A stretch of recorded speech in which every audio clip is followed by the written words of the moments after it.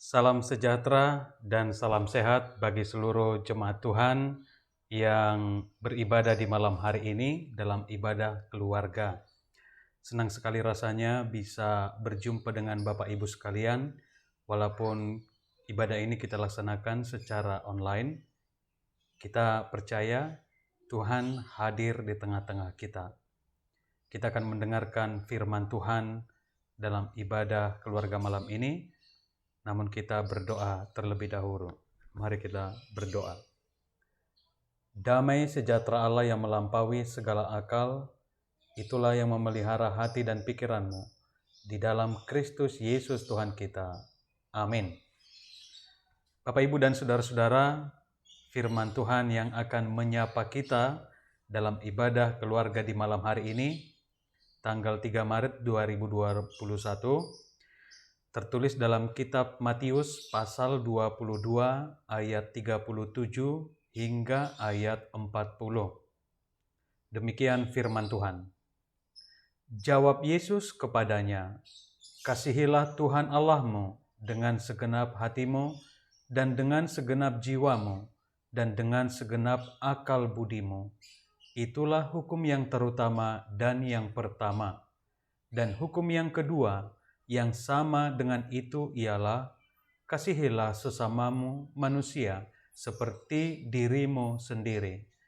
Pada kedua hukum inilah tergantung seluruh hukum Taurat dan kitab para nabi." Demikian firman Tuhan. Saudara-saudaraku yang dikasihi Yesus Kristus, jika ditelusuri di agama manapun di dunia ini, pasti akan selalu ada pengikut atau penganut agama tersebut yang termasuk ke dalam golongan garis keras atau kelompok radikal. Biasanya kelompok ini walaupun jumlahnya tidak terlalu besar, berusaha untuk kembali kepada ajaran yang sebenarnya menurut mereka yang sudah banyak melenceng di zaman sekarang ini.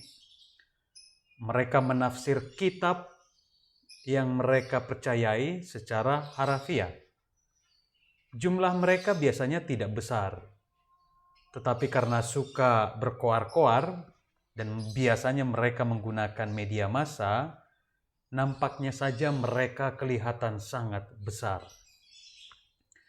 Perilaku kelompok garis keras ini bisa langsung diketahui dari ciri-cirinya yang umum terlihat.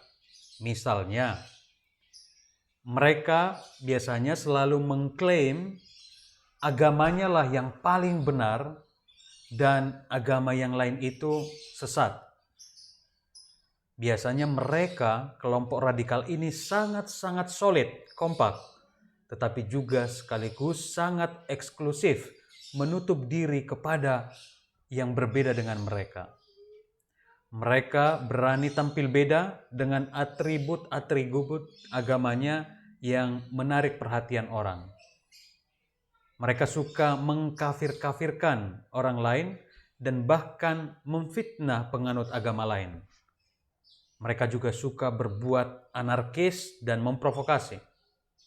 Mereka suka mengklaim kepada orang, agamakulah yang paling benar, agamamu salah.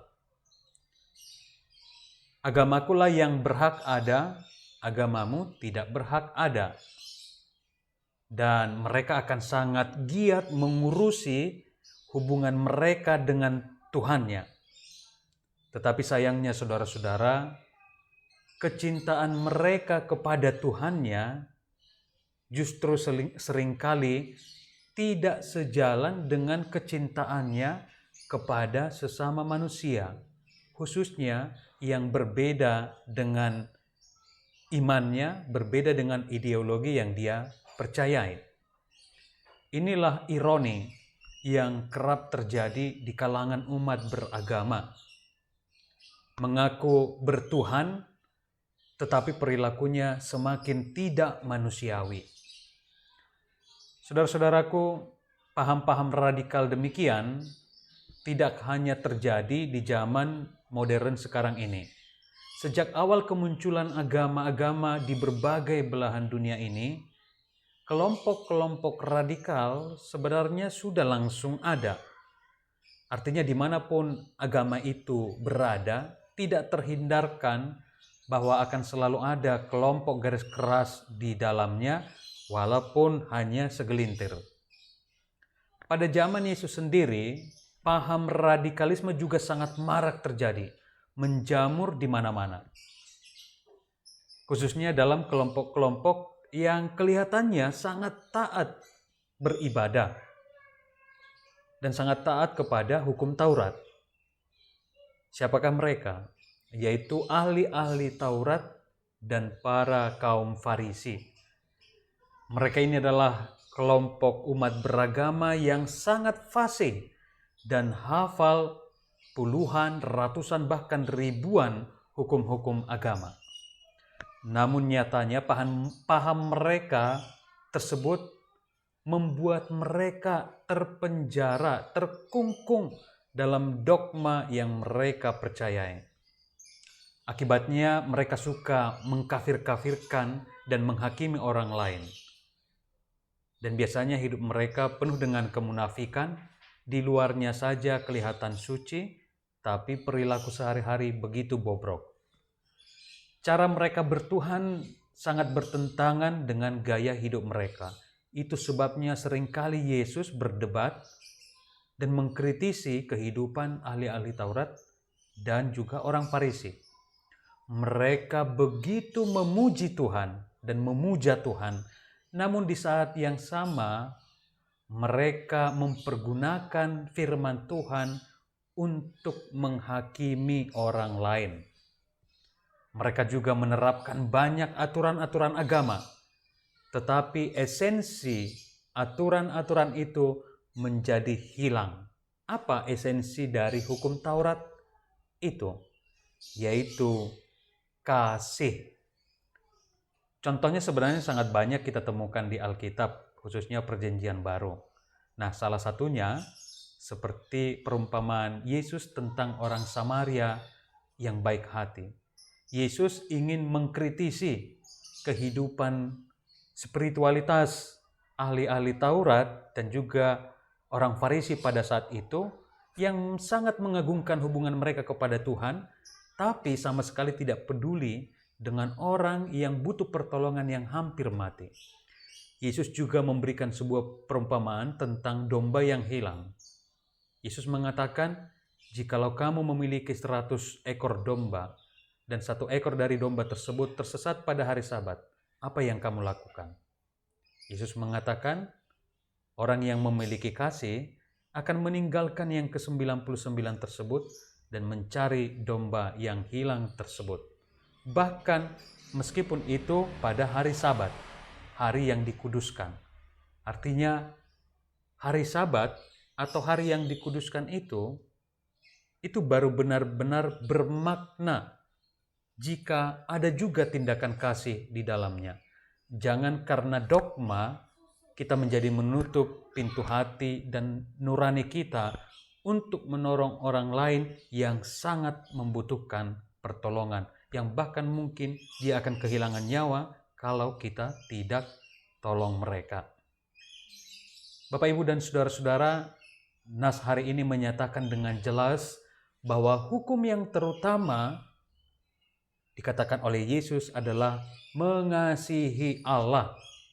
Sementara hukum yang kedua yang sama nilainya dengan itu ialah mengasihi sesama manusia. Ini yang perlu digarisbawahi. Artinya, ketika kita beragama, kita tidak sekedar mengurusi hubungan vertikal kita dengan Tuhan, tetapi harus diseimbangkan dengan urusan atau hubungan kita dengan sesama manusia. Ini hendak menegaskan bahwa hidup beragama itu tidak sekedar atau tidak melulu tentang hubungan kita dengan Tuhan, tetapi bagaimana buah dari iman kita kepada Tuhan terlihat kepada tindakan kita kepada sesama.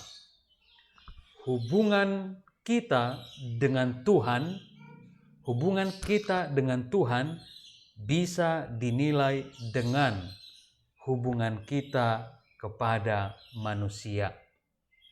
Semakin religius seseorang, maka ia harus semakin berperi kemanusiaan. Dan semakin dekat seseorang kepada Tuhan, semakin pula ia peduli kepada sesamanya.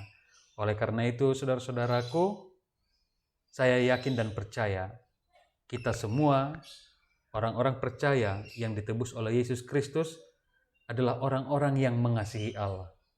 Tetapi kita memiliki tanggung jawab bahwa ketika kita mengatakan kita mengasihi Allah, berarti juga pada saat yang sama kita juga harus mengasihi sesama kita seperti diri kita sendiri, tanpa memandang apa agamanya, apa sukunya, apa latar belakangnya. Sebab kasih yang ditunjukkan oleh Yesus adalah kasih yang universal, dan itulah yang harus kita tunjukkan. Kalau kita mengaku sebagai orang Kristen, maka orang Kristen sejati adalah orang yang menunjukkan imannya dengan perilaku mengasihi sesamanya. Amin. Mari kita berdoa. Ya Tuhan kami, Allah yang penuh anugerah, kami bersyukur bahwa di malam hari ini Tuhan masih mengizinkan kami melaksanakan ibadah keluarga di rumah kami masing-masing. Kami bersyukur bahwa Tuhan masih menjagai dan memelihara hidup kami dan melayakkan kami menikmati segala kebaikan-Mu. Dan di malam hari ini kami beribadah bersama dengan keluarga yang kami kasihi, dan kami telah mendengarkan firman-Mu.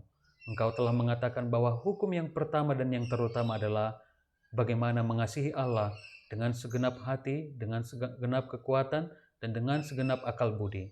Dan yang sama dengan hukum yang pertama tersebut, yaitu mengasihi sesama manusia seperti diri kami sendiri.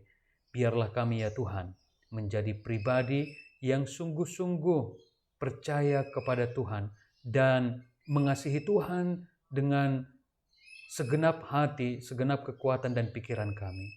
Dan pada saat yang sama, orang yang mengasihi Allah harus menunjukkan cara hidupnya yang juga mengasihi sesama seperti diri sendiri, tanpa memandang perbedaan, tanpa memandang status, agama, keyakinan, ideologi, status ekonomi, status sosial mereka.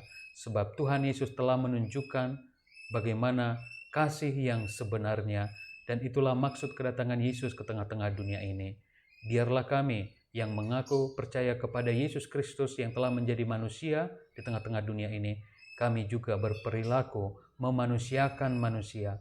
Biarlah ketika spiritualitas kami bertambah, pada saat yang sama kami juga semakin memiliki peri kemanusiaan dan hati nurani untuk mengasihi sesama kami. Terima kasih Bapa di sorga, biarlah Engkau yang memberkati setiap keluarga yang beribadah di malam hari ini. Biarlah kami selalu berserah kepada Tuhan, dan kami mohon tuntun kami dengan firman-Mu yang akan menguatkan kami, menghibur kami, memberikan kami hikmat dalam menjalani kehidupan ini. Biarlah hidup kami, keluarga kami, sungguh-sungguh menjadi keluarga yang mengasihi Tuhan dan juga yang mengasihi sesama kami. Terpujilah Engkau di dalam nama Yesus Kristus Juru Selamat kami. Amin.